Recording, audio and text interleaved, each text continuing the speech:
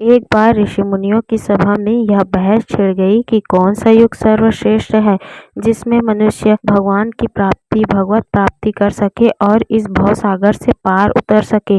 तभी बहुत से ऋषियों ने अपना अपने मत प्रस्तुत कि सतयुग सर्वश्रेष्ठ है। उसमें लोगों को जल्द ही भगवान की प्राप्ति हो जाती थी और वे साफ मन के होते थे। तथा कुछ लोगों ने कहा कि त्रेता सबसे श्रेष्ठ है और वहीं पर कुछ लोगों ने द्वापर को सर्वश्रेष्ठ बताया। अब उन सभी की बातों से यह तय नहीं हो पा रहा था आखिर वह कौन सा युग है जिसमें मनुष्य अपने साधन के अनुसार धर्म कर्म के कार्य करके वह भी सुविधा अनुसार अपने पुण्यों को अर्जित कर सके। जब वे सब किसी भी एक मत पर सहमत नहीं हो सके, तब उन्होंने निश्चय किया कि अब हमें किसी महान ऋषि से मिलकर इस बात की विवेचना करनी चाहिए और जानना चाहिए कि वह कौन सा युग है जो मनुष्य के कल्याण के लिए सर्वोत्तम है।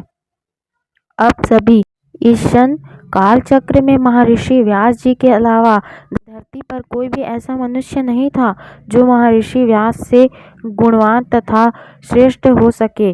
तो उस समय उन सभी मुनि ने जी के पास जाना स्वीकार कर लिया और व्यास जी इस समय गंगा में स्नान कर रहे थे। सभी मुनिगण उनकी प्रतीक्षा करने लगे कि जब व्यास जी आएंगे तब हम सब उनसे यही प्रश्न करेंगे। व्यास जी ने उन सभी को गंगा के तट पर देख लिया और वे डुबकी लगाने लगे। उन्होंने जब महर्षि व्यास जब अपनी पहली डुबकी लगाकर बाहर निकलते हैं तब उन्होंने बड़े अजीब से वचन कहे और यह अब तक बोले जाने वाले मंत्र से भी अलग था। तब उन्होंने कहा कि कलयुग ही सबसे श्रेष्ठ है।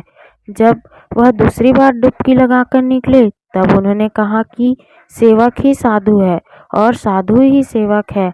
सभी ऋषिजन बड़े ही अचरज में पड़ गए और वे समझ नहीं पा रहे थे यह क्या हो गया। तभी उन्होंने अपनी तीसरी डुबकी लगाई और कहा कि स्त्री ही धन्य है स्त्री। अब सभी ऋषि मुनियों ने इस बात को जानना चाहा और यह उनके लिए बहुत कठिन हो गया था क्योंकि वे समझ नहीं पा रहे थे महर्षि व्यास जी किस बारे में बात कर रहे थे और वे कौन सा मंत्र पढ़ रहे थे तथा इसका कारण क्या था, वे यह ऐसा क्यों कर रहे थे। अब व्यास जी अपनी कुटिया की ओर चले जाते हैं। स्नानागार से निकल के नित्य पूजा संपन्न करके वे ऋषियों के पास आते हैं। महर्षि व्यास जी ने उन सभी का आदर सत्कार किया तथा उनसे प्रश्न पूछा कि हे ऋषि मुनियों, आपके यहाँ आने का कारण क्या था। तब सभी ऋषियों ने कहा कि महर्षि, हम तो किसी बात का समाधान लेने के लिए आपके पास पधारे थे, किंतु आपने तो हमें और नए असमंजस में डाल दिया। आप जब स्नान कर रहे थे तब उस समय आप कौन से मंत्र का जाप कर रहे थे और हमें समझ में नहीं आया। कृपा कर हमें स्पष्ट भाषा में बताने का कष्ट करे। तब महर्षि व्यास जी मुस्कुराते हुए उनके प्रश्न का उत्तर देते हैं। महर्षि कहते हैं कि कलयुग ही श्रेष्ठ है, सेवक ही साधु है और स्त्री ही धन्य है, किंतु न यह बात इतनी गोपनीय है और न ही इतनी गहरी कि आप विद्वान जन इसे समझ नहीं। इनका अर्थ बताता हूँ। जो फल हमें सतयुग में 10 वर्ष में जप और तप करने के बाद तथा इंद्रियों में वश में करने के बाद हमें प्राप्त होता था, वही त्रेता युग में 1 वर्ष में मिल जाता है। पूजा पाठ इत्यादि करने से आपको जानकर यह आश्चर्य होगा ऋषियों कि यही फल द्वापर में केवल 1 वर्ष में मिल जाता है, जबकि आप और भी जानकर आश्चर्य होंगे कि कलयुग में यह फल केवल 1 दिन में प्राप्त हो जाता है भगवान की पूजा पाठ से। अब सतयुग में जहाँ पर ध्यान करने की आवश्यकता होती थी फलों को प्राप्त करने के लिए तथा त्रेता में यज्ञ करने की आवश्यकता होती थी, द्वापर में देवी देवताओं से निर्मित पूजन हवन करना पड़ता था, जबकि कलयुग रूपी में केवल कृष्ण नाम का जप ही पर्याप्त है। यही कम समय में और कम प्रयास में सबसे अधिक पुण्य वाला लाभ दे सकता है। हे महर्षियों, इसीलिए मैंने कलयुग को सबसे श्रेष्ठ बताया है। आप सभी ऋषि मुनि हैं, आप ये जानते हैं कि एक ब्राह्मण को यज्ञोपवीत होने के बाद कितने सारे नियमों का अनुशासनों का पालन करना पड़ता है, उसके पश्चात उसे पुण्यों की प्राप्ति होती है, जबकि कलयुग में सेवक ही वह पुण्य लाभ अपना निष्ठा से सेवा अर्पित करके प्राप्त कर सकता है।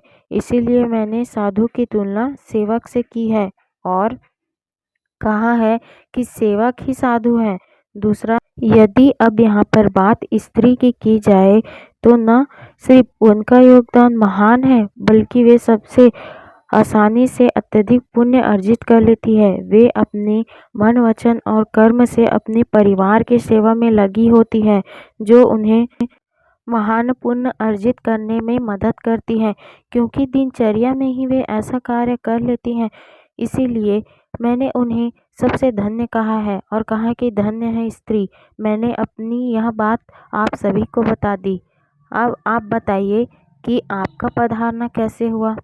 तभी सभी ऋषियों ने कहा, धन्य है ऋषि आप। हम सभी तो आपकी कृपा से जिस कार्य के लिए आए थे वे आपने पहले ही पूर्ण कर दिया है। तब महर्षि ने कहा कि जब मैंने आप लोगों को गंगा के तट के पास देखा था तब उसी समय मैं समझ गया था कि आपके मन में कौन सी बात को जानने की इच्छा है। इसीलिए मैंने डुबकी लगाते साथ ही आपका उत्तर उसी क्षण आपको दे दिया था। मित्रों, जिस प्रकार बुराई होती है तो अच्छाई भी होती है और कोई भी कार्य होता है उसके पीछे एक महान कारण छुपा हुआ होता है। इसी प्रकार कलयुग में लाखों बुराइयां होने के पश्चात भी वह सर्वश्रेष्ठ युग है, क्योंकि यहाँ पर केवल हरि नाम का सहारा ही पर्याप्त है भवसागर से पार उतरने के लिए। कलयुग केवल नाम आधारा, सुमरि सुमरि नर उतरे ही पारा। अर्थात केवल कलयुग में हम केवल नाम के आधार से ही भगवान को प्राप्त कर सकते हैं। कृपया इस प्रकार के सनातन ज्ञान को जानने के लिए आप मेरे YouTube चैनल को सब्सक्राइब करें और सपोर्ट करें। सभी मित्रों को मेरा जय श्री कृष्ण तथा हर हर महादेव।